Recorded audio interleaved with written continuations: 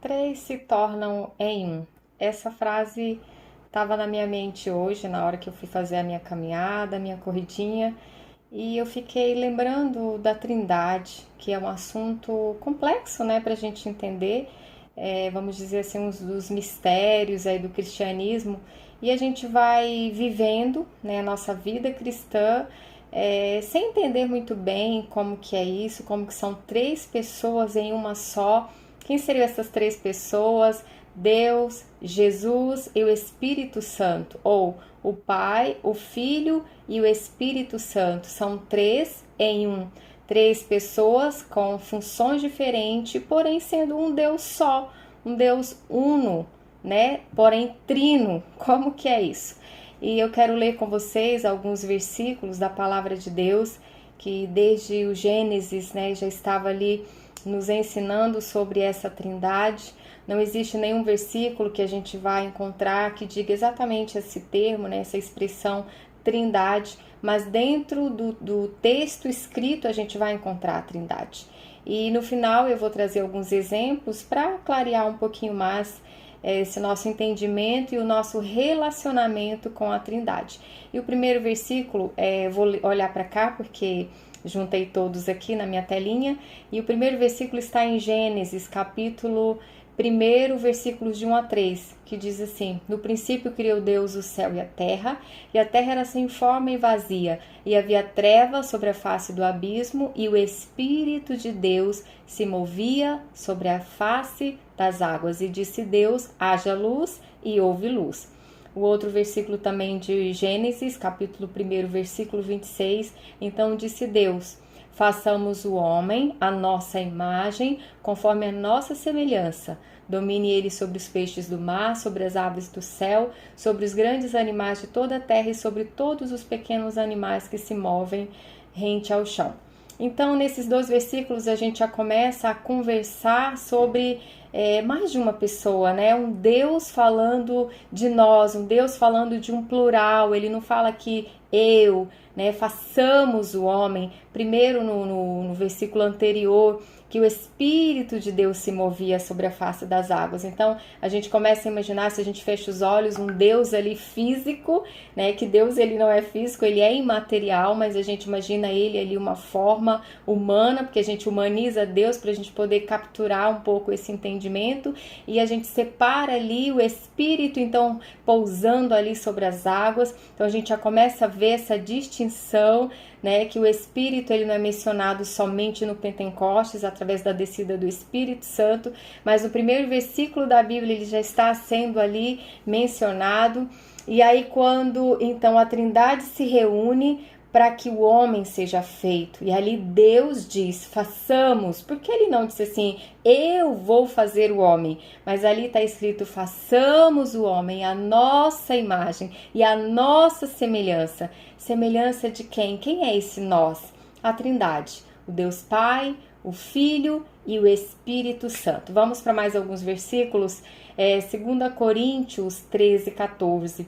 A graça do Senhor Jesus Cristo, o amor de Deus e a comunhão do Espírito Santo sejam com todos vocês. Está bem claro aqui também, né? O apóstolo Paulo fazendo a saudação final ali da sua carta aos Coríntios. Vamos para outros versículos. Isaías 6:8. Depois disso, ouvi a voz do Senhor que dizia: a quem enviarei? E quem há de ir por nós?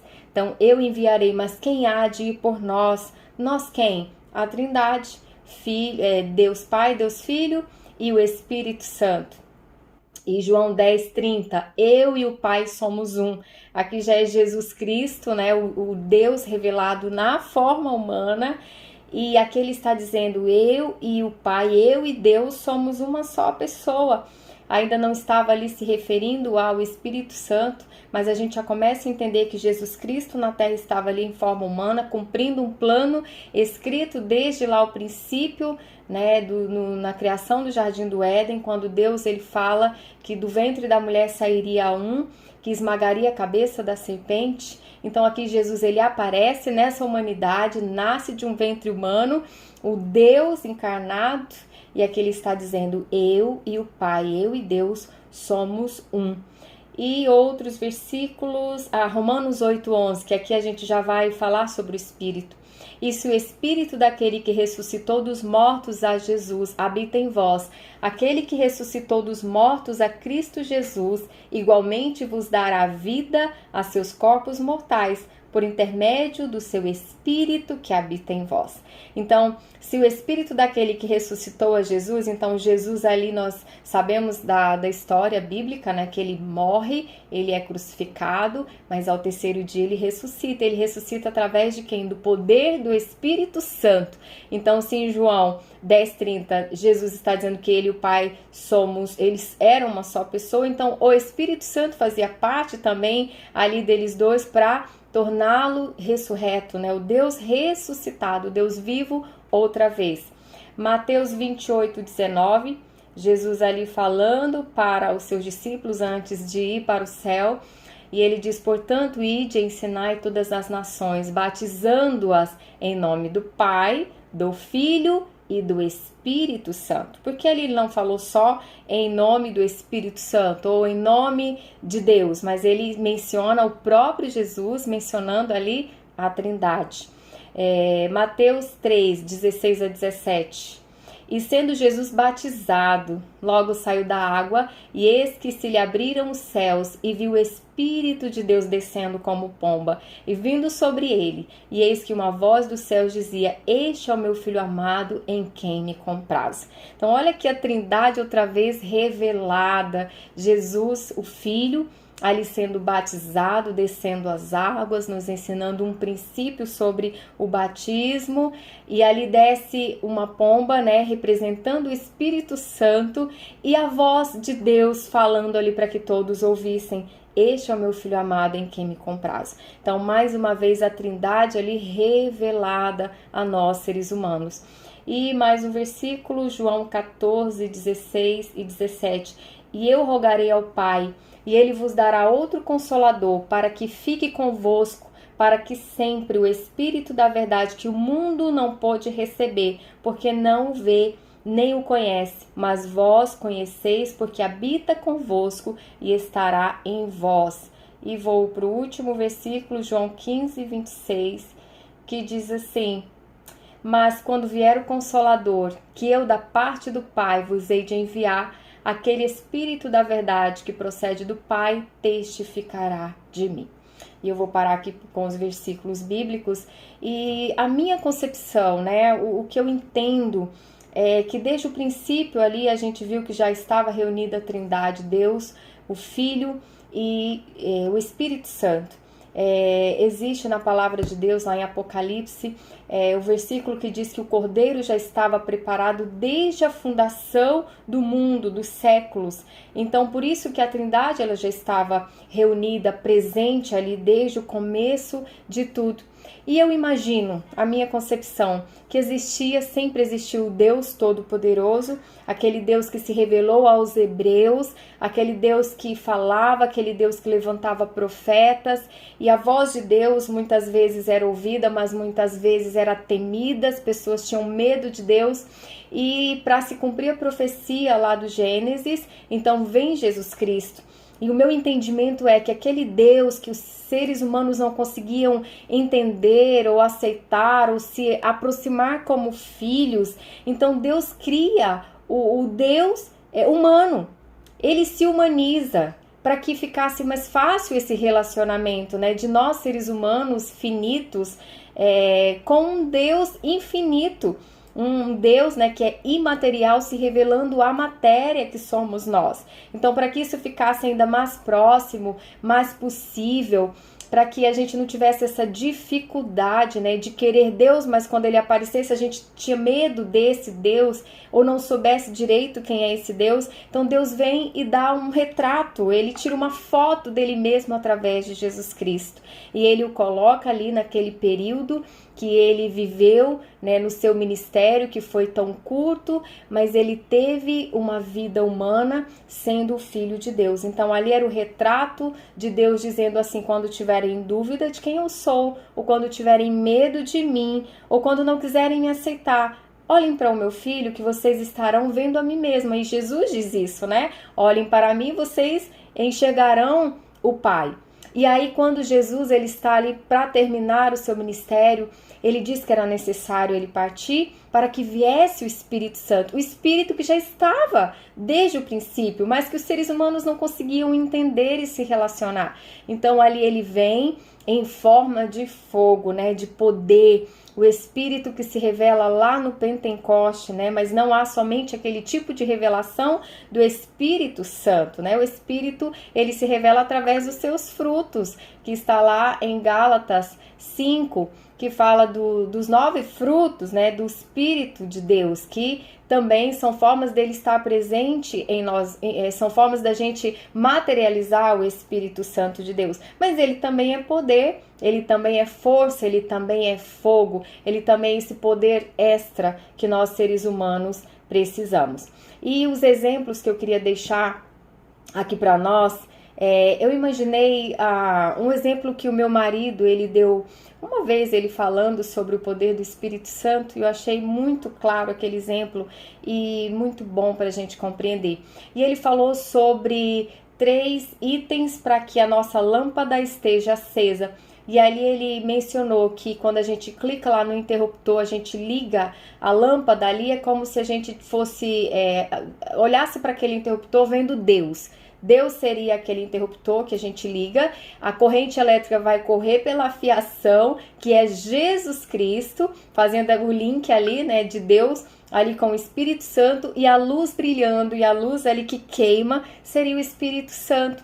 Então você percebe que são 3 em 1, que não dá pra gente ter ali a eletricidade, né, do jeito que a gente gostaria de ter, sem a lâmpada acesa, e não dá para ela acender sem ter um comando, e não dá para ter um comando sem ter uma ligação. Então você consegue entender que são 3, mas os 3 se tornam apenas um. A sua finalidade não é ter um interruptor bonito na tua casa, não é ter uma fiação que está escondida só para ser bonita, ou só para estar ali, ou ter uma lâmpada linda que se tornou um lustre. Você precisa dela brilhando, dela acesa, porque a função dela é iluminar. Mas não dá para ela iluminar sozinha, sem estar os 3 ali interligados, sem ter um comando para que isso aconteça.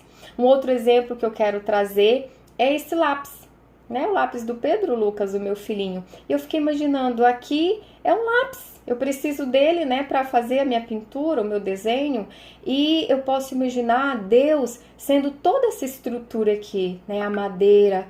Eu posso imaginar Jesus sendo essa cera, né, aqui dentro, que vai me dar a função do lápis. E eu posso imaginar o Espírito Santo sendo essa cor azul. Então eu posso usar o lápis sendo um, mas para ele se tornar um, ele tem 3 aqui funções, 3 unidades, né, para me dar aquela função que eu preciso. Tem outra canetinha aqui linda que eu ganhei da minha mãe. E olha só, a caneta, né, todo esse suporte eu posso imaginar como Deus. Eu posso imaginar a escrita, né, a tinta que vai sair dela sendo Jesus. Mas aqui em cima tem um dispositivo, ó, e eu aperto, você escutou o clique? E eu também destravo. Isso aqui eu poderia chamar de Espírito Santo.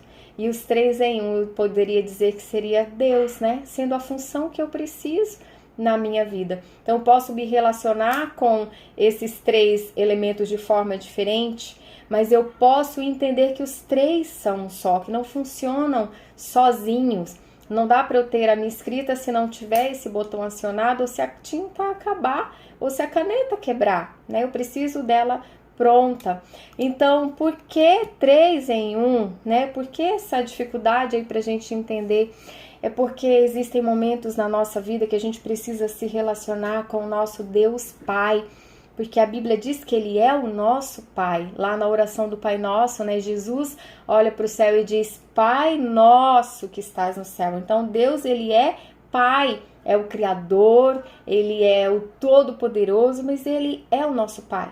E existem momentos na vida que a gente precisa de um pai, a gente precisa de um colo, a gente precisa de um conselho, a gente precisa do amor de um pai. E nós temos Deus para nos relacionar. E às vezes a gente precisa de um Salvador. A gente está numa situação tão caótica, a gente está numa situação tão perigosa, a gente está numa situação tão triste, que nós precisamos de um Salvador. E aí a gente pode conversar com Jesus, que ele tem essa função. Ele é Deus Salvador, que veio para nos resgatar do império das trevas e nos transportar para o reino do Filho do seu amor.